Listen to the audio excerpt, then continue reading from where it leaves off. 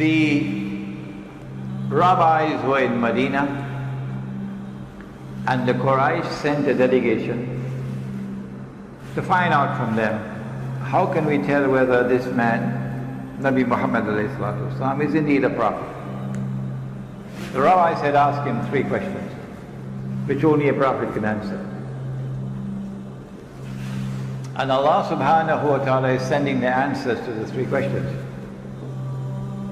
One of the questions was, ask him about the great traveler. Ask him about the great traveler who traveled to the 2 ends of the world.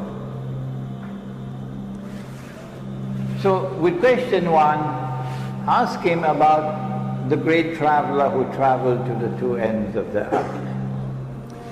And we are told that this traveler is called Fᴜʟʟ, the one who possesses 2 corns. And corn can mean a horn, so qarnayn will be 2 horns. And qarn could also be an age or an epoch, a time. So qarnayn will be 2 ages. So this is a man who is either of 2 horns or impacts upon 2 ages. قُلْ سَأَتْلُ عَلَيْكُم مِّنْهُ ذِكْرًا. I am going to tell you something about him which must be remembered. إِنَّا مَكَّنَّا لَهُ فِي الْأَرْضِ وَآتَيْنَاهُ مِنْ كُلِّ شَيْءٍ سَبَبًا. Behold, we established him on earth securely, with the power and with the means, with the capacity and the knowledge and the right means to achieve anything that he might set out to achieve. And so surely a superpower, not an ordinary power, a superpower. فَأَتْبَعَ سَبَبًا.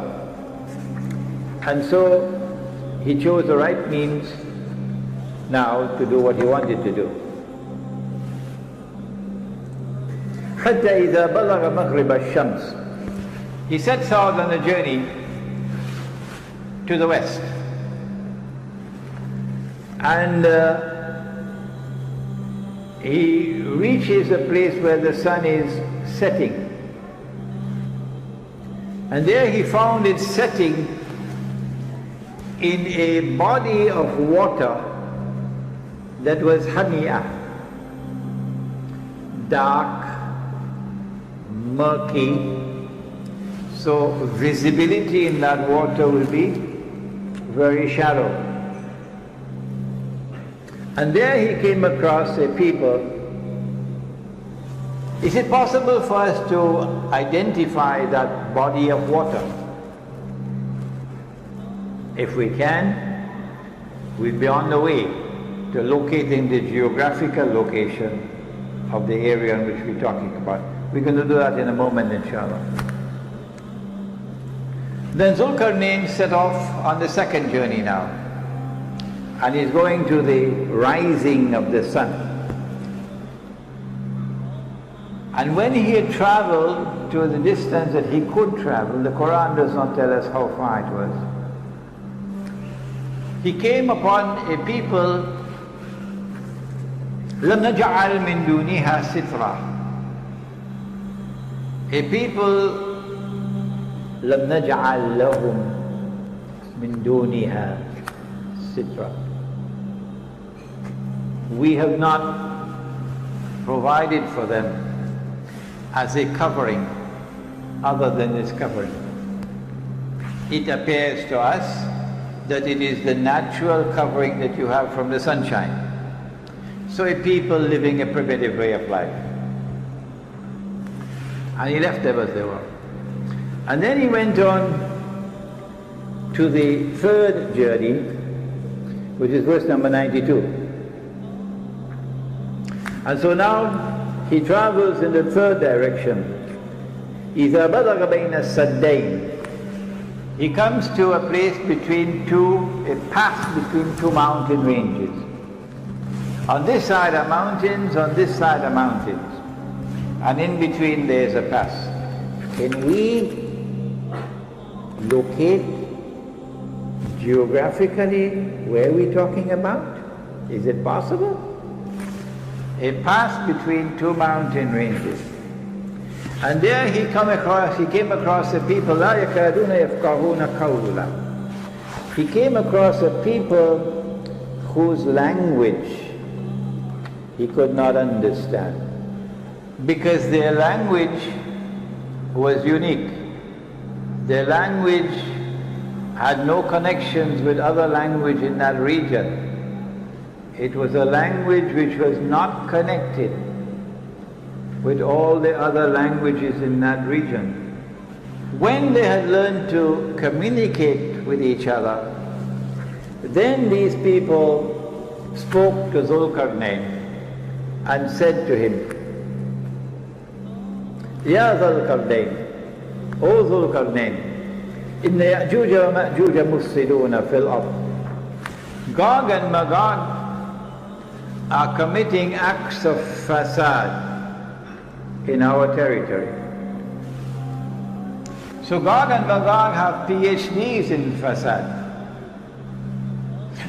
O Zulkarnain, can you help us? You have the power. Can you build a barrier to protect us from these people? He should have said, I don't need to build any barrier. I'll move in there and I'll beat them up, and they won't touch you anymore. So I don't need to build any barrier. I'll go and teach them a lesson they'll never forget. But no, he didn't say that. They said, we're prepared to pay you. He said, I don't need your money. What Allah has given to me is more valuable. So he agreed to build a barrier. What I need from you is your labor. Help me with your manpower. And I'm going to build a barrier between you. Now number 96, verse number 96. Bring me blocks of iron. And so that has to be a geographical location where there's iron ore. It has to be a geographical location where there are mountain ranges and a pass between the mountain ranges. It has to be a geographical location where on the left you have a body of water which is so dark and murky that visibility is very shallow, okay? And it has to be an area where there are large deposits of iron ore. Bring me blocks of iron. And after he had covered the pass with blocks of iron, he said, build a furnace, blow with your bellows, and now bring me molten copper. So he poured the molten copper, and the engineers, we have an engineer here, tells me that this is to prevent rust. And after he had built the barrier and covered it, the Quran speaks, it changes from the word saddain to use another word, sadafain, in verse number 95. Atuli zubar al-hadid hatta iza sawa bayna sadafain. Previously the word used was saddain, but now the word used is sadafain. Saddain is two barriers, two mountain ranges. But sadafain is something else. It is like the two sides of a shell. We're going to have some pictures like this now. The two sides of a shell. You've been to the seashore. When you open a shell like this, it will join at the bottom, but open at the top. That's the shape of the pass between the mountains. Join at the bottom, open at the top. So when he had blocked off this space, this sadafain, now the molten copper is put on it, and then Gog and Magog could neither scale the barrier nor could they penetrate it, so they're now trapped behind the barrier. And so Zulkarnain now says, هَذَا رَحْمَةُ مِرَبِّي. This barrier is constructed in consequence of Allah's kindness and grace. فَإِذَا جَاءَ وَعْدُ رَبِّي. But when that time comes of which my word has warned, إِذَا فُتِحَتْ They will not return to reclaim the town as their own until إِذَا فُتِحَتْ, until Gog and Magog are released. When that time comes for Gog and Magog to be released, so that Banu Israel are to be brought back to the Holy Land, جِئْنَا بِكُمْ لَفِيفًا, brought back as a motley crowd. At that time, جَعَلَهُ دَكَّا, Allah is going to bring down this barrier and it become dust. Now let's turn to the pictures and see whether we can locate. This is the Caucasus Mountains here, the white being the snow. And on the left side there is a body of water which is so dark and so murky with so much algae in it that it has been given a name. And that name has been there with it for many, many, many years. Even the time of Ibn Kathir. It's called the Black Sea. It's called the Black Sea. Why? Because it is so dark. If you go to the Mediterranean Sea and you're on a ship, you could see several meters underneath the water. But if you go to the Black Sea, you'd hardly be able to see more than 1 meter underneath the water. On this side of the Black Sea is the Caspian Sea. And in between the Caspian and the Black Sea is this body of land. So we see that Zulkarnain is traveling in that direction to the west, and then in this direction to the east. The Caucasus Mountains are an unbroken range of mountains from that end to this end. But in between the Caucasus Mountains, there is one pass, only one, in between. It's called the Darial Gorge. Let's see if we have, there we are.